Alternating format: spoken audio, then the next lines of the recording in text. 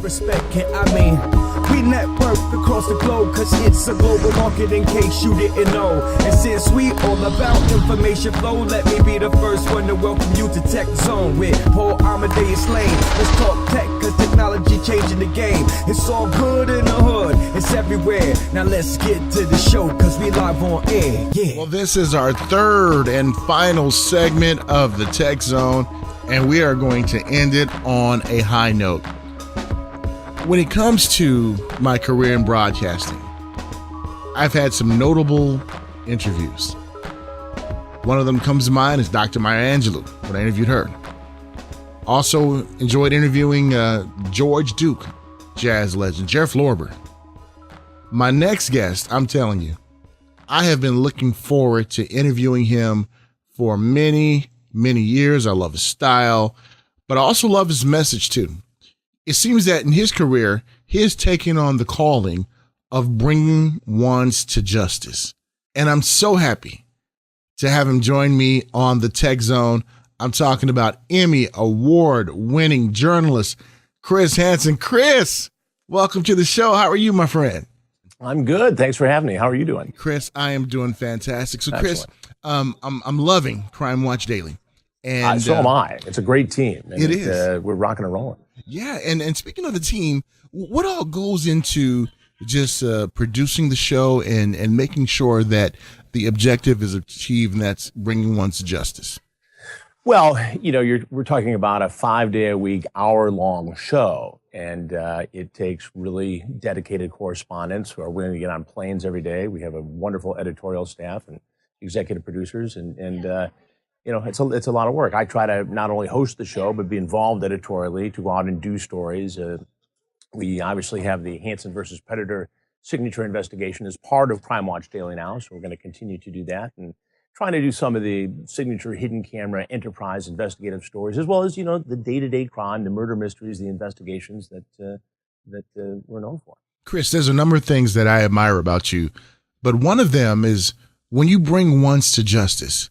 It really seems, Chris, that you get satisfaction out of that, helping bring ones to justice. Is that an accurate statement?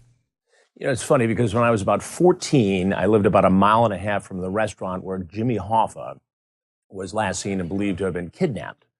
And I used to ride my bike up there, and I'd see the FBI agents and the local police and the local reporters and the network correspondents.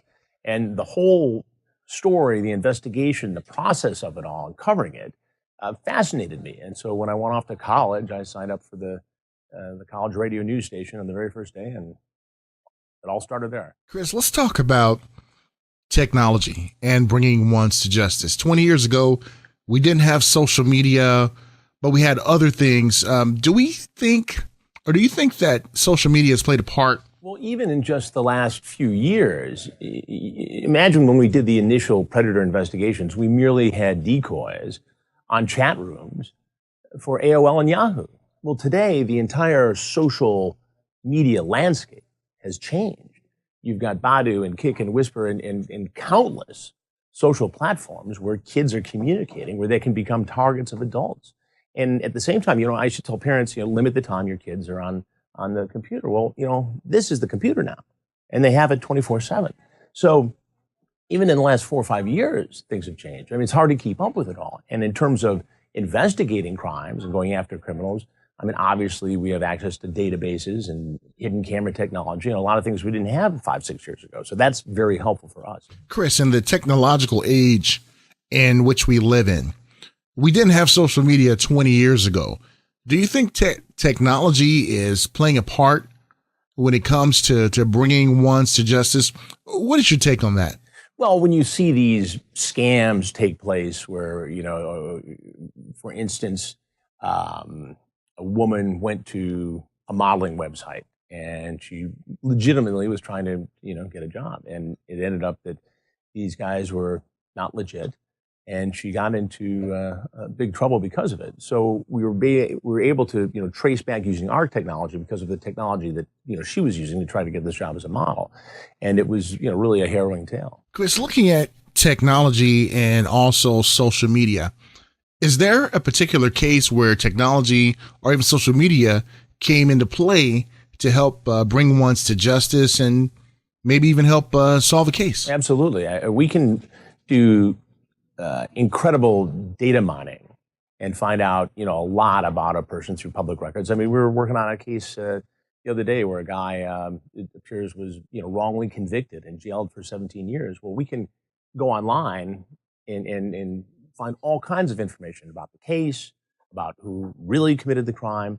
And it makes our jobs easier in some ways because we can get that information faster and turn these stories around faster as a result. Chris, that's truly fascinating information. One thing I really admire about you as a big fan of yours is that how you comport yourself, how you keep your composure. Some of these clowns you come face to face with, they have the nerve to try to act like they're embarrassed, have the nerve, like, wow, you caught me. It wasn't me. How do you keep yourself composed? Because you could teach me a thing or two. Well, it's funny. We were on our set in New York City the other day, and occasionally we'll take a real high-profile story that we do here on Crime Watch Daily, and we'll do, some man-on-the-street interviews, get some reaction from some people, and I had the mic, and the crew was behind me, and I walked up to this guy, and he jumped about 5 feet, back, thinking that he was going to be accused of a crime or something. I said, no, I just want your opinion on this case that I'm going to tell you about. But yeah, people do strange things when they're boxed in a corner. We had one guy in our most recent Hansen versus Predator investigation who ate pizza throughout the entire interview. The Boston insurance executive. And he had brought with him, a marriage contract that he thought would legitimize and legalize a sexual liaison with a 13-year-old girl.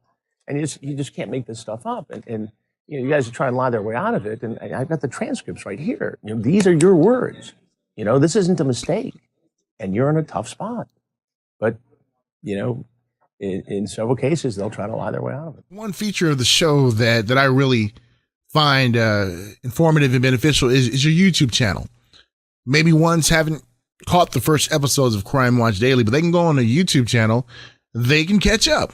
Let's talk about that element of the program. Well, there's that, and also, we have this digital component on our website, so people can watch clips and parts of stories there, and they can interact with us. So if anybody goes to crimewatchdaily.com, there's a place where they can give us a story tip or an idea that they'd like to see us pursue. I was at a charity event a week ago, and a guy came up to me with a tip on a big crime that took place down in Texas. And I said, look, do me a favor, write it up, get into detail, send it in, tell them you talked to me, and we're looking into it right now. So we want the audience to be interactive with us because we will go after those stories, and it allows the viewer to be a part of what we do. I mean, my goal here is not just do good investigative crime reporting. It's to bring the viewer inside the investigation, inside the story, to hear things they wouldn't normally hear, to see things they wouldn't normally see. And you bring up your website too. I'm looking right now where they can actually solve this crime, and that's cool. And then submit a tip and everything, and it really shows the mission of the program and also you as well, my friend. So, Chris, before we let you go, is there anything else you'd like to articulate about the show that we didn't get a chance to talk about yet? Well, I think it's tailor-made for me, honestly. And we've got a great team of people working on the show. But, I've been at crime reporting for 34 years, and this is the kind of show where I really get to have a long leash, take on the topics that I want to take on, and enjoy the benefits of having a lot of great correspondents out in the field doing the same thing. So it's really a great team, and I think we're 5 weeks on the air, and we're doing very well. And we know, Chris, in Southern California, you guys are on KTLA Channel 5, and you guys come on at 11 a.m. 11 a.m. and 3 a.m. as well too. So once who have insomnia, they can watch it too. You can watch it again.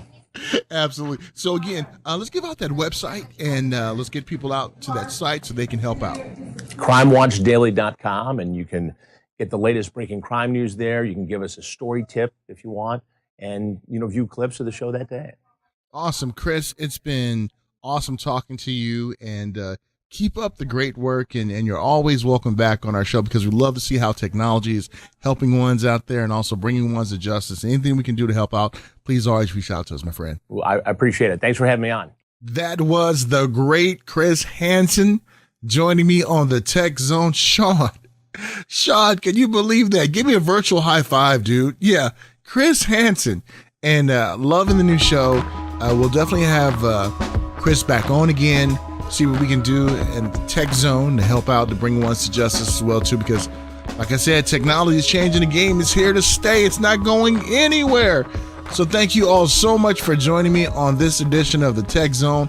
We'll talk to you next week. Thank you so much. Remember to love those who aren't able to love themselves. Messed it up, didn't I? But hey, you know what I mean. We'll talk to you next time on the Tech Zone.